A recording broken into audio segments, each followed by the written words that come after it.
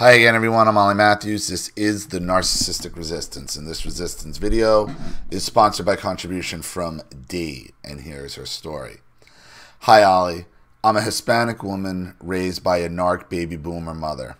As long as I can remember, my mother always spoke badly about my father, who I met once when I was 6 years old. I remember that day, she pulled him aside to speak to him in the kitchen as I sat in the living room, awaiting to spend time with him. I never did spend time with him. They ended up arguing and she threw him out without saying goodbye. From time to time as I was growing up, I would question her about what happened and where he was, and she wouldn't tell me the truth. He's a drunk and an addict. That's why I threw him out. He wanted to live off us. You don't need him. He's busy and doesn't want to see you. He doesn't live here in this state anymore. He moved away. He doesn't want you. He's not coming for you. I remember when I was 12 walking down the street with her, a man was approaching us. She grabbed me and pulled me close to her, holding on tightly, squeezing and rushing past him, saying face forward while shooting if looks could kill at this man. I asked her why and she told me to shut up. After 5 minutes had passed, she tells me, "That's your father."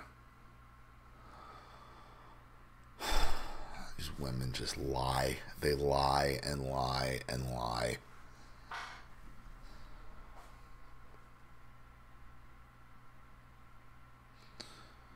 What it takes to carry on something like this is just a level of evil. I tried to escape her grasp to turn and run to him, but she held on even tighter. After several minutes of struggling to get free, I was able to look back, but by then he was lost amongst the crowd. When I got home, she pinned me up to the bedroom wall by my neck and with one hand buried her nails around my lips to rip them from my face, saying, "Don't ever talk back and embarrass me in public again." I have tiny, barely visible scratches around my mouth till this day. I grew up thinking my father didn't care for me and didn't want me in his life because that's what she had me believing all the while. She was emotionally, psychologically, and physically abusive. She would tell me over and over again how I was the spitting image of him. She beat me for anything and everything daily. I still have scars from those beatings. She belittled me every chance she got and spoke poorly of me to everyone who would listen. I grew up resenting my father for not coming back to save me from the mother who I hated. She controlled every aspect of my life from elementary to high school. Mind you, I couldn't go to college even though I got accepted to 5 colleges, but that's a story for another day. What I wore and which family members I could talk to. She was always present during conversations with family members, making sure I wouldn't tell what was going on behind closed doors. Don't think they didn't know. Don't think they didn't know. She would never let me go out and play as a child. I always was locked up. Her excuse was, Hispanic females stay home and learn to be housewives.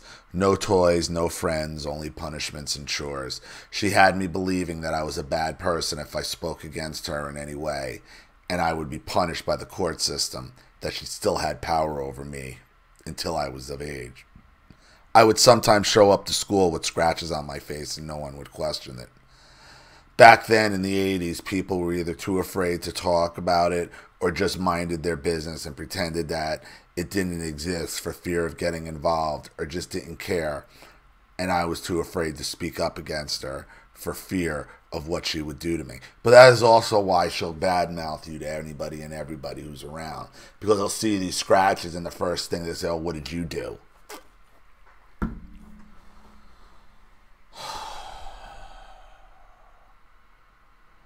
They badmouth you publicly so they can beat you privately and get away with it.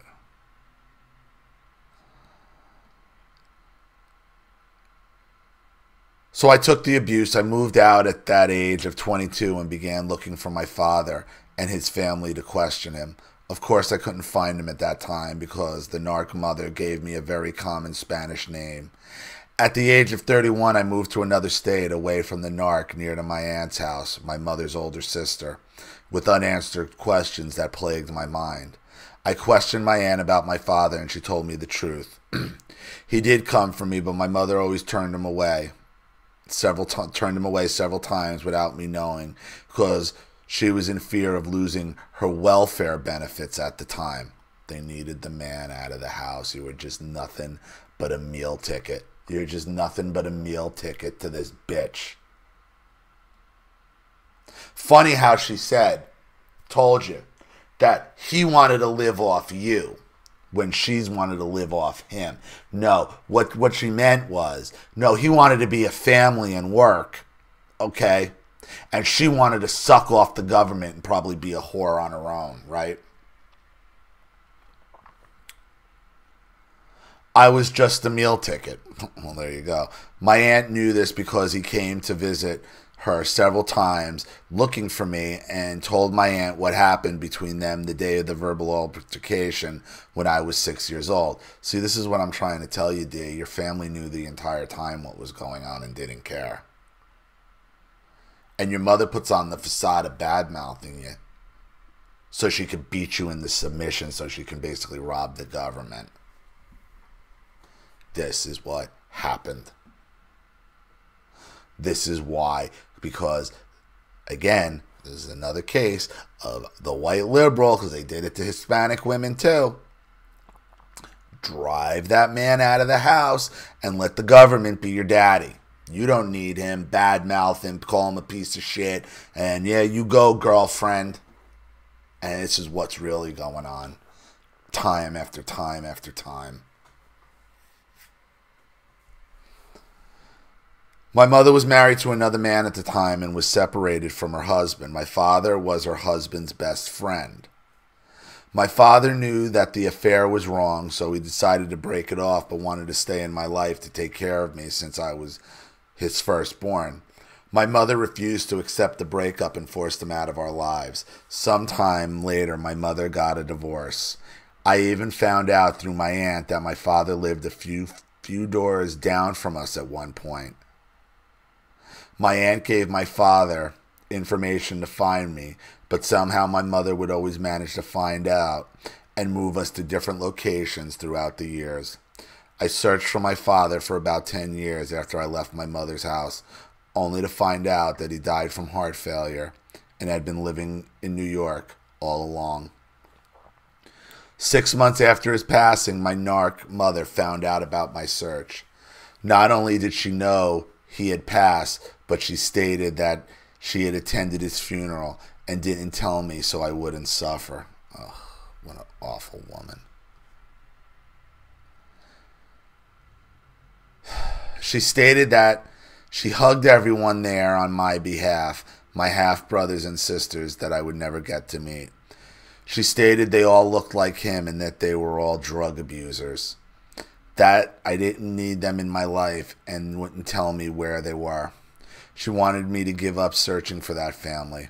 I found out through my aunt that my mother was the drug addict and that she had discouraged my father in such a way with everything she did, and said to him that he stopped looking for me and waited for me to find him, by which time it was too late. He didn't die from drugs or alcohol, but from heart disease from being overweight. Till this day, I don't know where he's buried. My narc mother refuses to tell me. She suddenly can't remember anything and is now diagnosed with a mental disorder. I can't even put flowers on his grave. I'm still looking for my siblings. It's been months since I last spoke to my mother after learning about narcissistic abuse.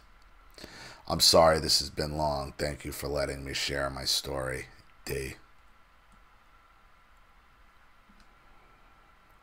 Another fine mother, scamming the system, alienating her daughter, right till the very end. Your mother knows she's so horrible, she doesn't even want you to connect to your father after his death. Because she knows that's what a fucking miserable fucking woman she is. What a horrible sociopath she is. She knows if you had anything, a morsel to hang on to, you'd be gone from her forever. That's how terrible she is. So, but understand something. Your mother badmouthed you publicly so she could beat you privately and continue gaming the system. So, I hope that helps. Thank you, Dee, for your contribution and your story. I really appreciate it. Thank you to everybody watching. Please leave any opinions or advice in the comments section below. And again, if you want your story read on the channel, you have a topic you'd like me to cover, a narcissist you'd like to expose, you'd like to set up Skype, a phone call, have a private video made, or a Facebook live chat, or you'd like to sponsor a video like this for someone who needs help and can't afford it, or just make a contribution to the channel in general to keep it supported, growing, and successful, because this channel survives 100% on contributions from all of you guys. Without you, all of this goes away. So if you like what you see here and you want to see more videos like this, you know what to do with the PayPal and email links in the description box. Also, please like and share this video wherever you can. Subscribe to my channel if you haven't, and be sure to click the subscription bell to be notified of all my video uploads. I'm Ollie Matthews. This has been The Narcissistic Resistance.